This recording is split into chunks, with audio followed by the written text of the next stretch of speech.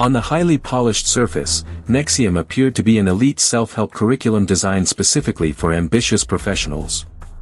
Founded in the late 1990s by Keith Raniere, a deeply manipulative man who arrogantly claimed to be the smartest person on earth, the organization magnetically attracted thousands of individuals desperately seeking personal fulfillment. Raniere, reverently called the Vanguard by his followers, aggressively sold false promises of unlocking absolute human potential through highly expensive, marathon seminars branded Executive Success Programs, ESP.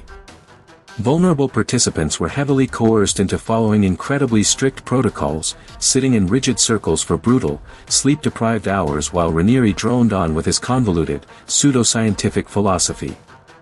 Using highly sophisticated psychological manipulation tactics, he systematically broke down their critical thinking, engineering a crippling psychological dependency on the organization. The desperate attendees had absolutely no idea they were walking blindly into the creeping dread of a destructive cult, where absolute, unquestioning submission was the only acceptable metric of success. As deeply committed students advanced further into NXIVM's labyrinthine teachings, they were slowly suffocated in an intensely paranoid environment of constant surveillance. Raniere systematically isolated his followers from the outside world, aggressively convincing them that their own families and lifelong friends were suppressives, deliberately hindering their spiritual evolution. He specifically targeted the extreme upper class, heavily recruiting billionaire heiresses from the Seagram's liquor fortune and prominent television actresses. Their massive wealth and social influence became the perfect, impenetrable shield for Raniere, enabling him to build a seemingly untouchable empire in upstate New York. Inside this closed system, creeping terror took hold.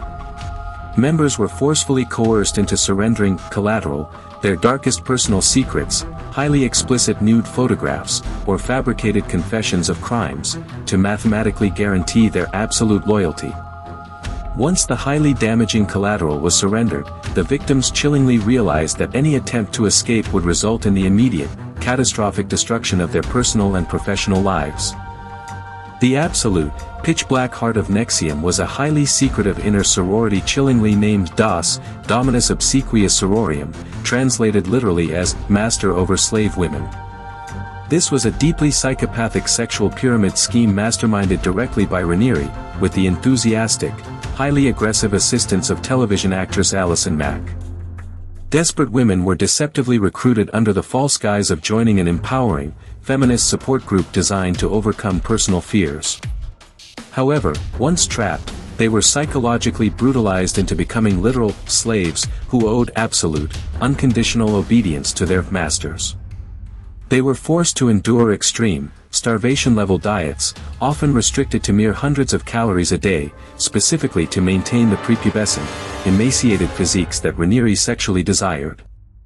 Every single night, the terrified slaves were forced to text highly detailed logs of their daily activities, intrusive thoughts, and caloric intake to their masters, fully expected to be available 24/7 to satisfy any deeply twisted demand without question. The absolute pinnacle of the psychological horror within DOS was the highly deeply traumatic initiation ritual, the branding. In the dead of night, the highly terrified slaves were brought to a secret room, completely stripped naked, and ordered to lie flat on a table.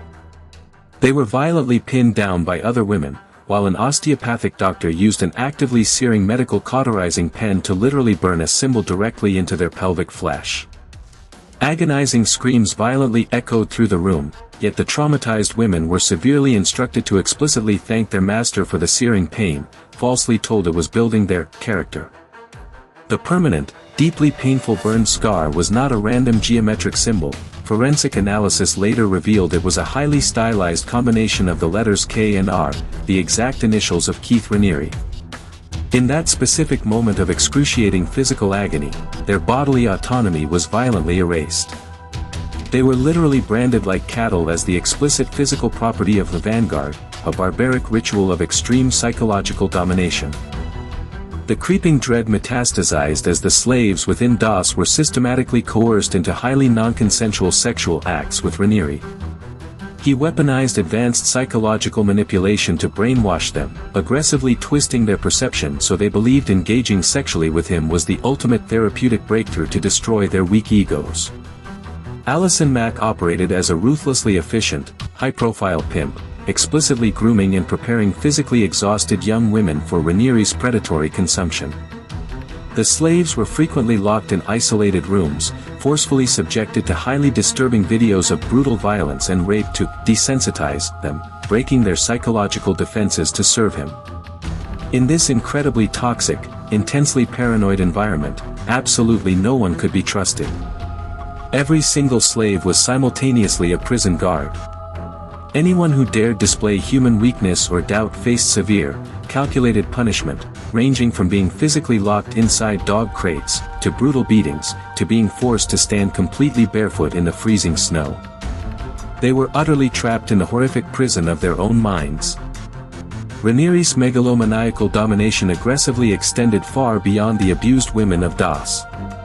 He ruthlessly hijacked the personal finances of his highly affluent members, actively draining over $100 million directly from the Bronfman billionaire heiresses. This staggering influx of dark money was explicitly used to privately fund his extremely lavish lifestyle, heavily subsidize his delusional business ventures, and directly hire the most brutally aggressive attorneys in the country to relentlessly silence anyone who dared to speak out.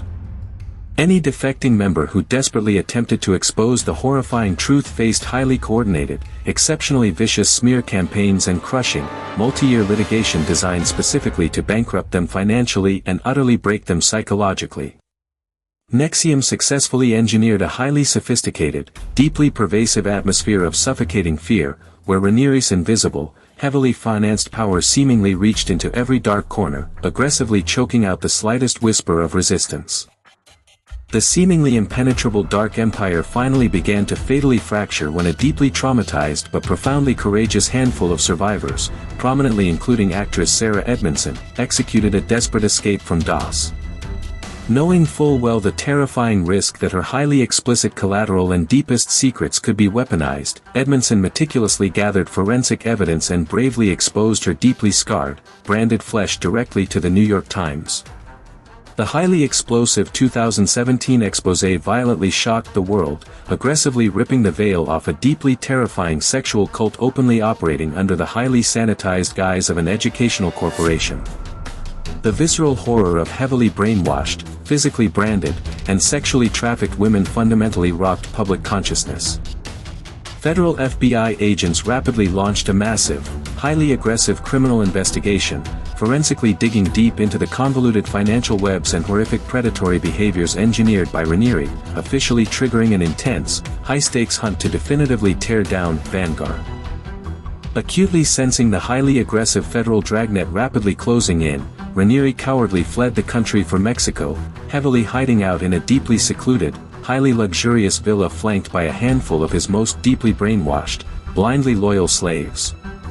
He desperately attempted to operate the fractured network remotely, extensively using heavily encrypted communications and psychologically manipulating his remaining followers from the dark shadows.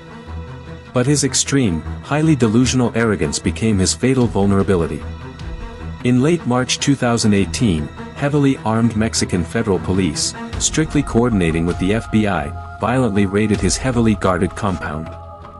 Raniere was aggressively apprehended, forcefully shoved into the back of a police vehicle, and immediately deported directly back to Texas. The pathetic, widely broadcast imagery of the formerly untouchable Vanguard, now looking deeply panicked, highly disheveled, and violently chained in heavy steel handcuffs, marked the absolute, irreversible destruction of a deeply demonic empire. The federal trial of Keith Raniere meticulously exposed the absolute, deeply psychopathic core of his highly calculated depravity. Inside a heavily guarded Brooklyn federal courthouse, deeply traumatized victims courageously confronted their primary abuser. Their raw, highly emotional testimonies provided deeply chilling accounts of extreme mind control, enforced starvation, highly aggressive physical violence, and absolute sexual degradation. The massive mountain of forensic evidence included highly disturbing encrypted emails, explicit text messages, deeply paranoid journals, and the physically agonizing photographs of the deeply scarred, branded flesh. Federal prosecutors analytically painted Raniere as a completely remorseless sexual predator, a highly calculated mastermind who deliberately weaponized the ambitions of intelligent women specifically to crush them into disposable tools for his deeply sadistic gratification. Throughout the brutal trial, Raniere maintained a chillingly blank, deeply cold demeanor, aggressively refusing to admit guilt or display a single fraction of human remorse, explicitly proving the incredibly dangerous, completely incurable nature of his psychopathy. Absolute, unyielding justice was finally aggressively delivered.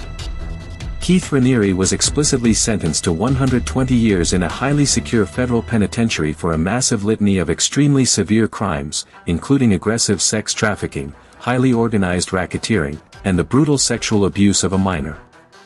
He will literally rot for the rest of his natural life isolated in a maximum security prison cell, violently stripped of all absolute power and personal autonomy. Allison Mack and other highly complicit NXIVM top lieutenants were also explicitly handed severe prison sentences for their active, deeply sadistic roles. However, the profound psychological damage and the heavily scarred flesh they inflicted upon thousands of completely innocent victims will never fully heal. The highly terrifying case of NXIVM remains a deeply chilling forensic warning regarding the absolute, totally devastating power of intense psychological manipulation. It categorically proves that even the most highly educated, incredibly wealthy, and deeply intelligent individuals can be violently dragged into pitch-black darkness by a calculating predator who weaponizes the fundamental human desire for meaning.